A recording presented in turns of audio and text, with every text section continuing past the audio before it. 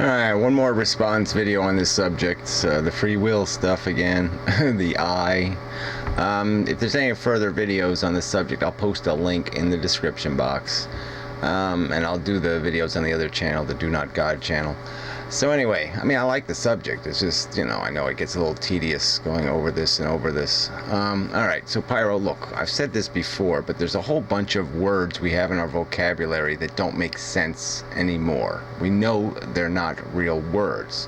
They don't accurately describe reality.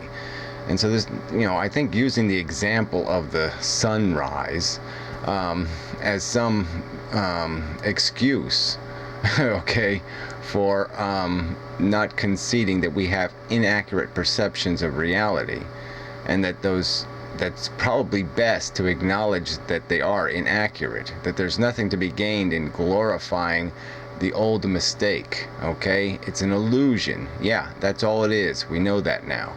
We know, we used to think, and this is sort of using an example used in a StephBot video. I won't post a link because it's an hour-and-a-half debate he had on free will, and he just kept making the same argument that, if a rock, it can't be blamed, then human beings can't be blamed, or some kind of nonsense like that. But anyway, whatever, it doesn't matter.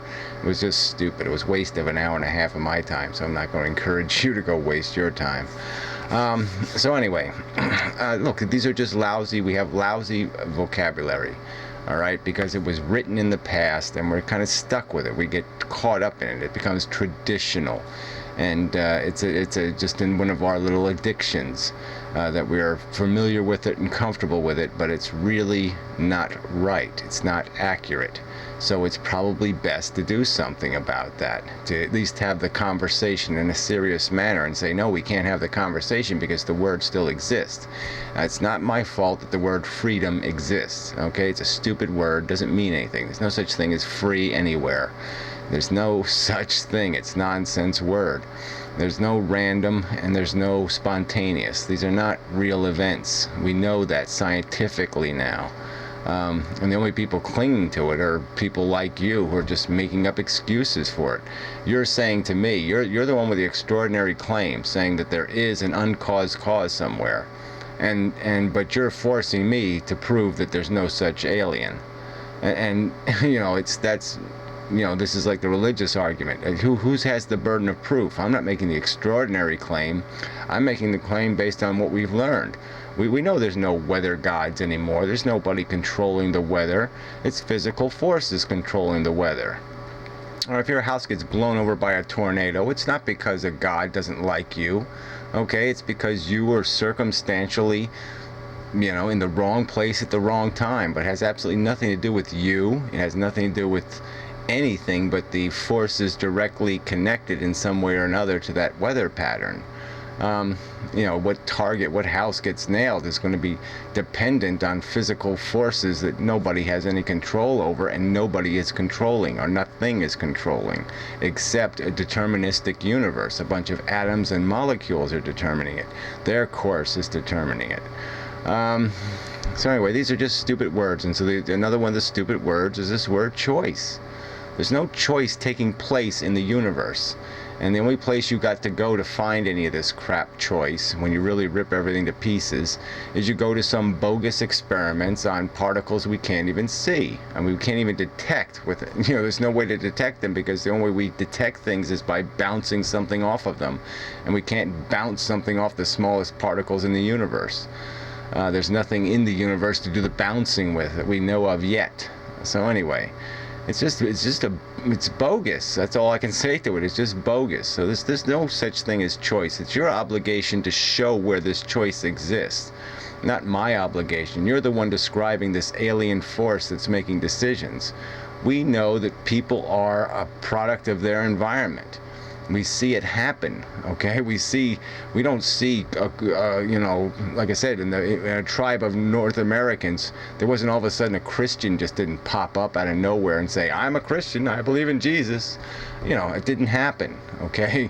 There was a limitation to what human beings could do and what they could conceive of. They didn't talk about color television and, oh, I can't wait till the day I have a cell phone. They didn't do any of that stuff, okay? They were limited to their exposure, and that's any choices, any decisions being made in our brain are not being made by any other force than some deterministic one. There's no spontaneous or random or fluky. We use this analogy of the stream and a kayaker or something, and you said, well, if we replay that history, yeah, if you replay it, you're going to get the same result if all the circumstances are the same, and that's just the way it's going to work out. There's nothing. There's no magic dust anywhere, and it's your obligation to demonstrate its existence. And you use this bogus argument that I'm obligated somehow to provide you of all to give you the evidence of where every molecule is, so I can somehow prove there's no non-molecules, or there's every piece of energy in the universe. I have to account for every single piece of it, so I can prove to you that there's no other energy, or there's no magic energy. And we know we can't do that. Our practical science won't allow us to. But we can see from every single thing we observe. Cockroaches don't suddenly stand up and say, "Oh, I'm human now." It doesn't happen. Things are what what their construct allows them to be, and nothing more than that. And the same goes for our personalities. Our development is completely dependent on the environment and the exposure we bang into. And yes, our brain is capable of taking ingredients of the pie and making a pie. We can also just be handed a pie and eat the pie. We can do it either way. But it still requires a mechanism. It requires a process. All right, you can't. It requires the cause and effect phenomenon. Okay, that's the one you're never going to get past, and you certainly can't sit there and, I don't think, cast reasonable doubts on cause and effect with the limited bullshit of, well, here we have a mathematical equation. Mathematics is an abstraction. It is not defining an accurate reality. It's an approximation. It's good enough in most cases, but it's not perfect.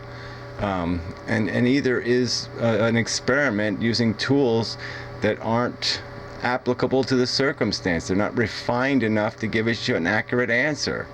So whatever, enough said on this subject. But really, these words are not valid words. So there's no point in saying choice if you mean choice in the hard way. You want to say choice in the light way, and just casual conversation to describe the phenomenon of our brain, our subconscious weighing and coming to conclusions, fine, but you can't call that a free choice. It's not free. It's limited to the deterministic circumstances that are going to dictate its inevitability. Enough said. Yeah, I think so. Till next time. Phone rang anyway.